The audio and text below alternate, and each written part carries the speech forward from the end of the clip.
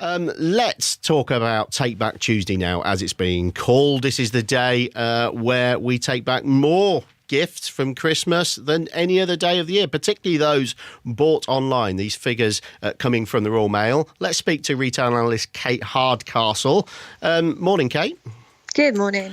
We'll come to Take Back Tuesday briefly. What's your analysis of how New Year and Christmas was for the retailers?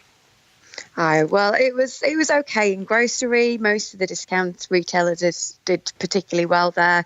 Non-food was struggling, particularly fashion, because of heavy discounting and Black Friday. And we know that also the evolvement of shopping online is very predominant because footfall was generally down for the Boxing Day sales in traditional retail.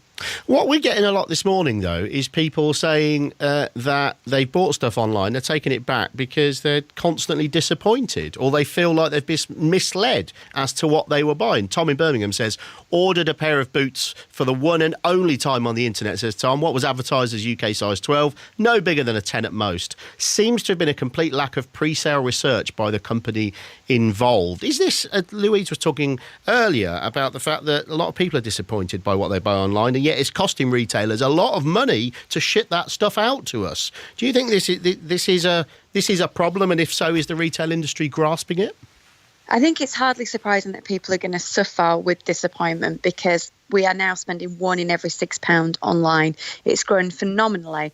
And a lot of those businesses operationally still are not making money out of the whole process of sending things out and trying to offer free returns. If you look online, you can see many, many consumers have been incredibly frustrated with missing deliveries from Christmas and also trying to return items and it not being an easy process. That's their first experience. So whilst I don't think it will turn it back on its head and bring the high street back in, what I'm interested about and what I've been out and about trying to understand is what the traditional high street's doing to make the returns process easier, because there's one massive win here. If you return in store, there's a chance you might browse and buy again. If you return online, that's very unlikely. It's the end of the line for them. But it's also that how do they develop the long-term relationship with the consumer? The more frustrated you make them right now, the less likely they're going to buy in the future. Is there any way around this, though? Kate, you've got 15 seconds here. Any way around this? Because, like I say, it's become a traditional part of Christmas now. Buy online, take it back.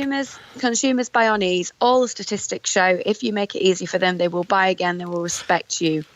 Well, there you go. That's the advice from an expert, Kate Hardcastle, there to retailers. Thanks, Kate.